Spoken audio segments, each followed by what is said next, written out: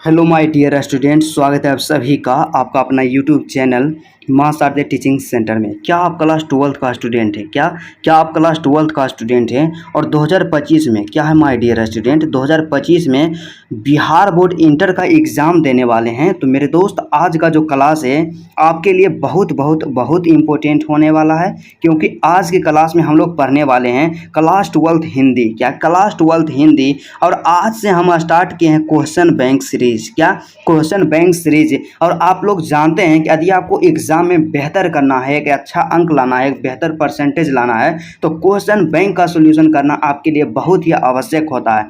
तो इसीलिए हम लेकर के आए हैं। हम लोग आज से क्या करेंगे, चैप्टर वाइज PYQ क्वेश्चन का सॉल्यूशन करेंगे विथ आंसर। आंसर के साथ इसका सॉल्यूशन करेंगे। जैसे कि आज हिंदी का हम लोग काव्य खंड से स्टार्ट किए हैं। तो काव्य खंड का जो पहला चैप्टर है माय डियर स्टूडेंट, क्या है, करवक है। करवक है। आज इस चैप्टर के हम लोग देखेंगे सबसे पहला जितने भी ऑब्जेक्टिव प्रश्न पूछा गया है 2011 से लेकर के 24 तक। 2011 से लेकर के 24 तक जितने भी ऑब्जेक्टिव प्रश्न पूछा गया है। उसके बाद दूसरा में यहाँ पे देखेंगे लघु उत्तरीय प्रश्न। क्या देखेंगे, लघु उत्तरीय प्रश्न सभी पूछे गया है जितना 2011 से लेकर के 24 तक। और उसके साथ ही साथ हम लोग देखेंगे दीर्घ उत्तरीय प्रश्न। जो दीर्घ उत्तरीय प्रश्न पूछा गया है आप प्लस में सप्रसंग व्याख्या। सप्रसंग व्याख्या जो करने के लिए आता है, जितना पूछा गया सभी का डिटेल्स में अध्ययन करेंगे। और यदि आप बेहतर अंक लाना चाहते हैं तो इस चैनल को अवश्य ज्वाइन कर लीजिए। तो चलिए आज का क्लास बिना टाइम का इन्वेस्ट किए मेरे दोस्त स्टार्ट करते हैं। बस आपसे एक छोटा सा रिक्वेस्ट है, आप वीडियो को अंत तक जरूर देखिएगा। तो सबसे पहला यहाँ पे बात आता है माय डियर स्टूडेंट कि हमारा जो चैप्टर है क्या है, करवक। करवक जो काव्य खंड का पहला चैप्टर है। काव्य खंड का पहला चैप्टर है। और यहाँ पे सबसे जरूरी और सबसे महत्वपूर्ण चीज यह है कि राइटर नेम आपको कंफर्म होना चाहिए कि करवक जो है कविता है पदवन है, इसके कवि हैं मलिक मोहम्मद जायसी जी हैं। कौन है, मलिक मोहम्मद जायसी हैं। क्योंकि क्या होता है कि कई बार एग्जाम में डायरेक्ट पूछ लिया जाता है कि करवक कविता के कवि कौन है या करवक किसके द्वारा रचित है। तो इसका जो करेक्ट आंसर होगा माय डियर स्टूडेंट, आप लोग बेहिचक मारिएगा मलिक मोहम्मद जायसी। मलिक मोहम्मद जायसी 100% करेक्ट। तो चलिए सबसे पहला हम लोग काम क्या करते हैं कि ऑब्जेक्टिव को देखते हैं। क्या देखते हैं, ऑब्जेक्टिव मतलब कि वस्तुनिष्ठ प्रश्न जो कि पूछा गया। तो सबसे पहला प्रश्न के बारे में यदि बात किया जाए तो सबसे पहला प्रश्न यहाँ पे दिया गया है कि करवक। करवक किसकी रचना है। देखिए अभी हम तुरंत बोले हैं और यहाँ पे क्वेश्चन भी पूछ दिया है कि करवक किसकी रचना है। 2019 में पूछा गया है। 2019 में पूछा गया है कि करवक जो है न किसकी रचना है। तो आपको बताना है कि करवक किसकी रचना। ऑप्शन ये है तुलसीदास की, या मलिक मोहम्मद जायसी की, या कबीर दास की, या केशव दास की। तो आप लोग जानते हैं कि करवक जो है किसकी रचना है, मलिक मोहम्मद जायसी की। मलिक मोहम्मद जायसी की 100% करेक्ट है। और 2019 में पूछा गया है। काफ़ी इंपॉर्टेंट प्रश्न है, बिल्कुल आसान और सरल है। उसी तरह से दूसरा यहाँ पे प्रश्न जो दिया गया है, क्या है दूसरा प्रश्न यहाँ पे माय डियर स्टूडेंट, कि इनमें से प्रेम की पीर, प्रेम की पीर के कवि हैं। इनमें से प्रेम के पीर के कवि हैं। तो यहाँ पे ध्यान दीजिएगा, प्रेम के पीर के कवि। ऑप्शन को देख लेते हैं। तो ऑप्शन ए है जायसी, ऑप्शन बी है नाभादास, ऑप्शन सी है सूरदास, ऑप्शन डी जो है कबीरदास। तो आप लोग ध्यान दीजिएगा कि प्रेम के पीर के जो कवि हैं न, हम लोग मलिक मोहम्मद जायसी को कहते हैं। किसको कहते हैं, मलिक मोहम्मद जायसी को कहते हैं। और मलिक मोहम्मद जायसी का ही शॉर्ट नेम है यहाँ पे जायसी, इसलिए हमारा ऑप्शन नंबर ए करेक्ट होगा। Option number A correct answer होगा। जो कि यह जो प्रश्न है ना 2018 और 2022 में पूछा गया। तो समझिए कितना इम्पोर्टेंट है। उसी तरह से अगला जो प्रश्न है 2014 में पूछा गया था बिहार बोर्ड एग्जाम के द्वारा। 2014 में पूछा गया था माय डियर स्टूडेंट, क्या पूछा गया था कि जायसी किस शाखा के कवि हैं। जायसी जो है ना किस शाखा के कवि हैं। यहाँ पे ऑप्शन है कृष्ण मार्गी, या प्रेम मार्गी, या राम मार्गी, या ज्ञान मार्गी। तो इसका जो करेक्ट आंसर हुआ, हम आपको बताए हैं कि प्रेम से ज़्यादा संबंध रखते थे न मलिक मोहम्मद जायसी। तो इसलिए ऑप्शन बी इसका करेक्ट आंसर हुआ कि मलिक मोहम्मद जायसी जो हैं प्रेम मार्गी शाखा के कवि हैं। किस शाखा के कवि हैं? प्रेम मार्गी शाखा के कवि हैं। और कृष्ण मार्गी शाखा के कवि हैं कौन थे? सूरदास थे। और राम मार्गी शाखा के कवि जो थे तुलसीदास थे, क्योंकि सूरदास कृष्ण भगवान के बारे में लिखे हैं, चर्चा किए हैं, और तुलसीदास जी जो हैं भगवान श्री राम के बारे में कविता लिखे हैं और अपने पद में उनकी चर्चा किए हैं। तो ये काफ़ी इम्पोर्टेंट है, इसको ध्यान रखिएगा। उसके बाद अगला जो चौथा यहाँ पे प्रश्न दिया गया है, क्या है कि चित्ररेखा किस कवि की रचना है? तो आपको मालूम होना चाहिए कि चित्ररेखा जो है मलिक मोहम्मद जायसी की रचना है। किसकी रचना? मलिक मोहम्मद जायसी की रचना। ऑप्शन नंबर ए इसका करेक्ट आंसर होगा।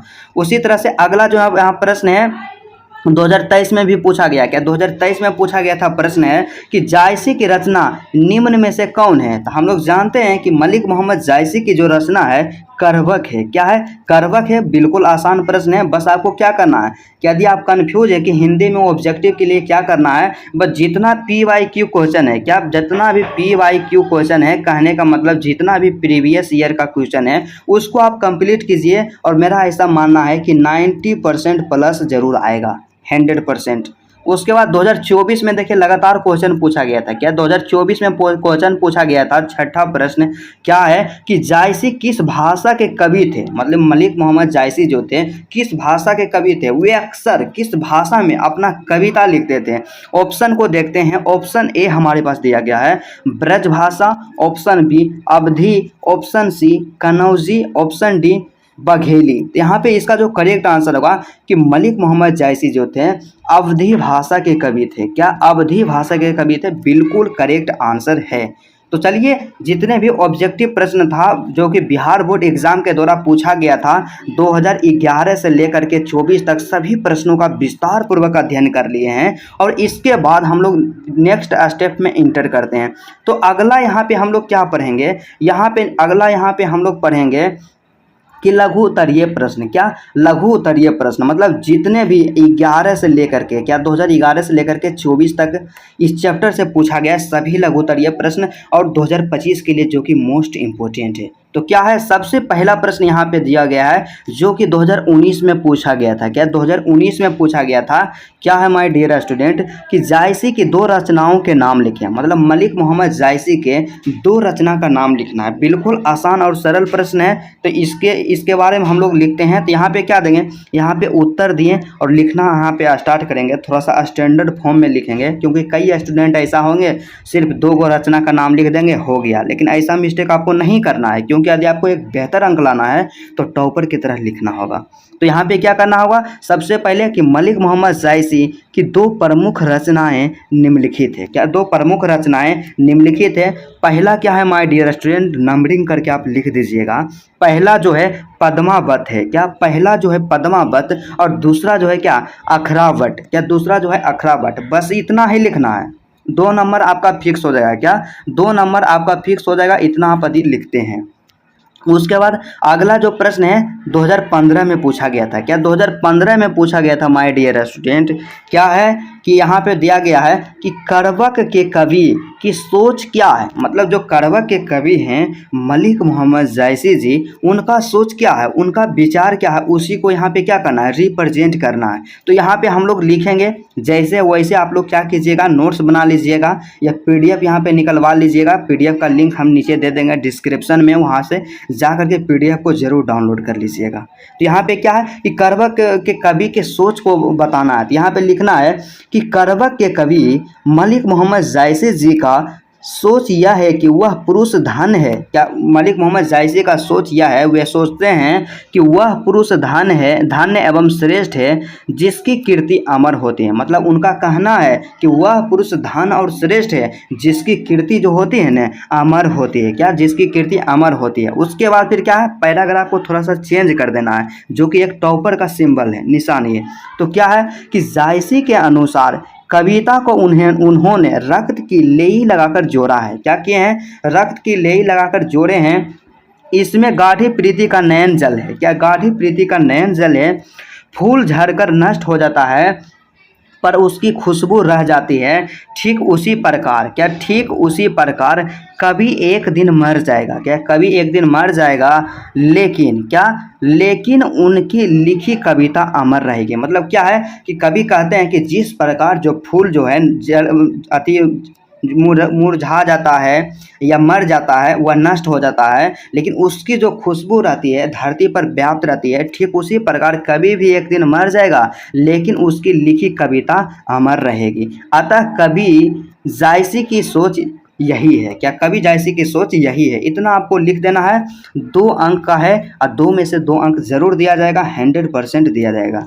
उसके बाद अगला जो यहाँ पे प्रश्न है, काफ़ी इम्पोर्टेंट प्रश्न है, 2022 में पूछा गया था और 2020 में पूछा गया था, और 2025 के लिए इसको आप VVI कर दीजिएगा। क्या 2025 के लिए हम इम्पोर्टेंट कर दीजिएगा।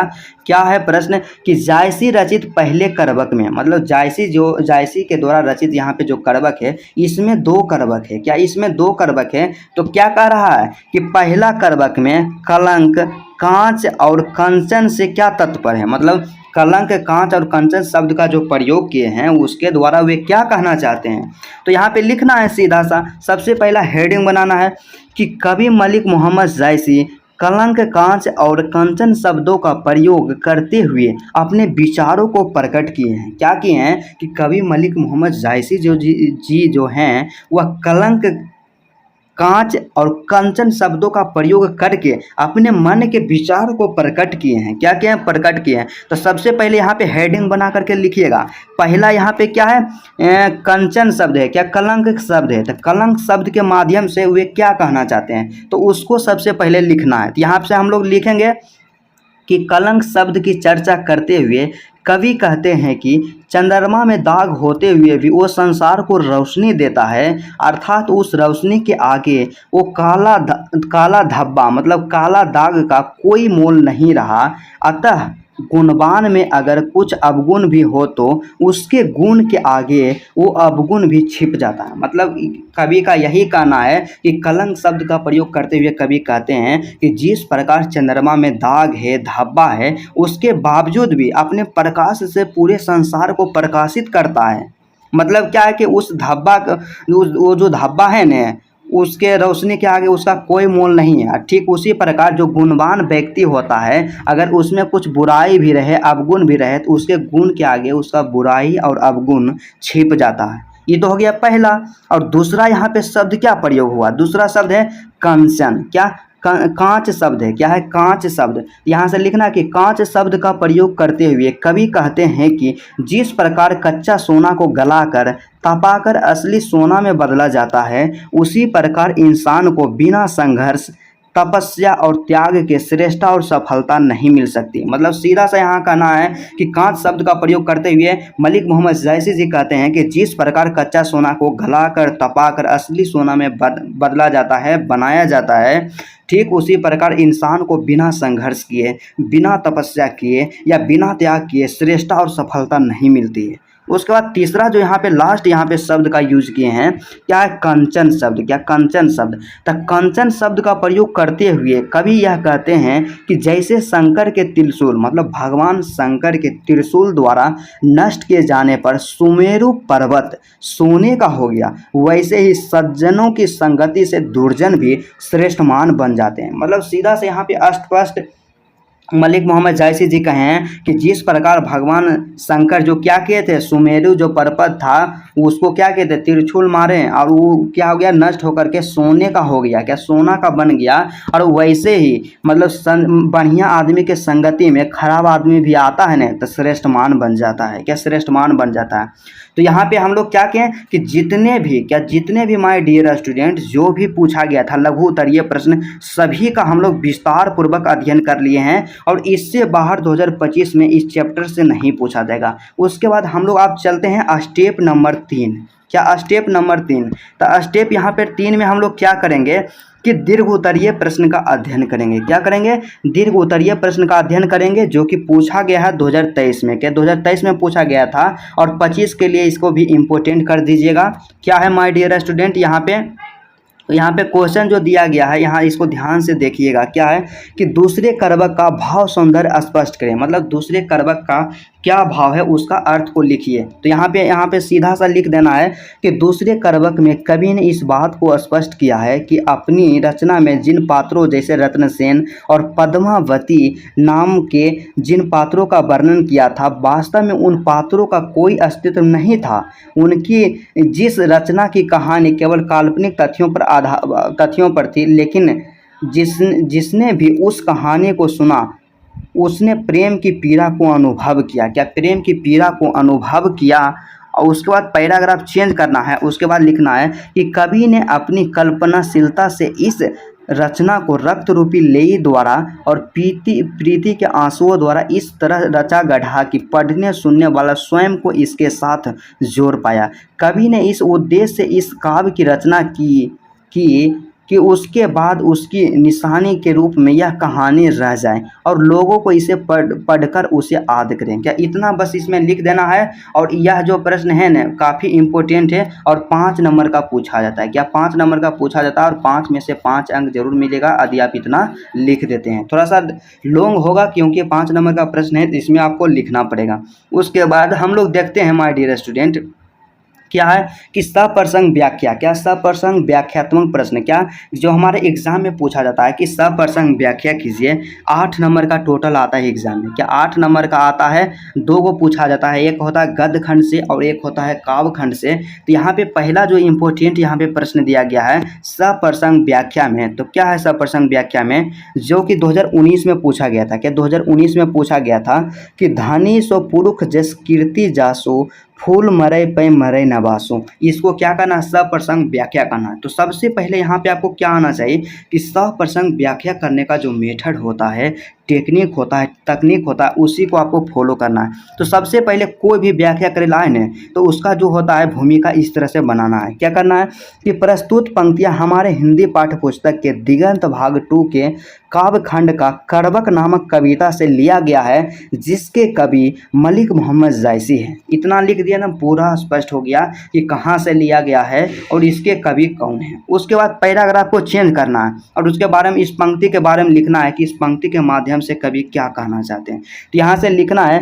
कि कवि इस पंक्ति के माध्यम से कहते हैं कि वह पुरुष धन एवं श्रेष्ठ है जिसकी कीर्ति अमर होती है। क्या है कि कवि कहते हैं कि वह जो पुरुष है धन है जिसकी कीर्ति अमर और श्रेष्ठ होती है।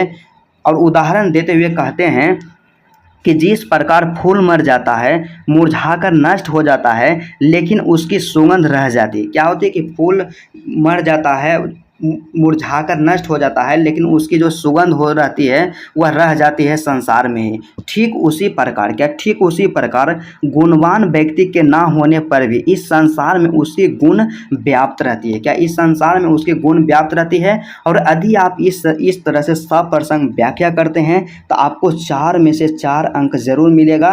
और यदि यहाँ पे 2 को पूछा जाता है तो 2 गुने 4 आप कर दीजिएगा तो टोटल 8 अंक दिया जाएगा। क्या टोटल 8 अंक जरूर मिलेगा। तो चलिए आज का क्लास यहीं तक रहता है। यदि आपको वीडियो अच्छा लगा तो वीडियो को दिल से लाइक कर दीजिएगा और मेरे चैनल पे यदि आप नए हैं मेरे दोस्त तो चैनल को जरूर सब्सक्राइब कर लीजिएगा, क्योंकि इसी तरह हम प्रत्येक चैप्टर के जितने भी ऑब्जेक्टिव प्रश्न पूछा गया है, लघुत्तरीय प्रश्न पूछा गया, दीर्घोत्तरीय प्रश्न पूछा गया और जितने भी व्याख्या वाला प्रश्न पूछा गया, सभी का विस्तार पूर्वक सोल्यूशन कराएंगे आंसर के साथ। तो चलिए आज का क्लास यहीं तक रहता है, फिर आपसे मिलते हैं नेक्स्ट वीडियो में और नेक्स्ट चैप्टर के साथ।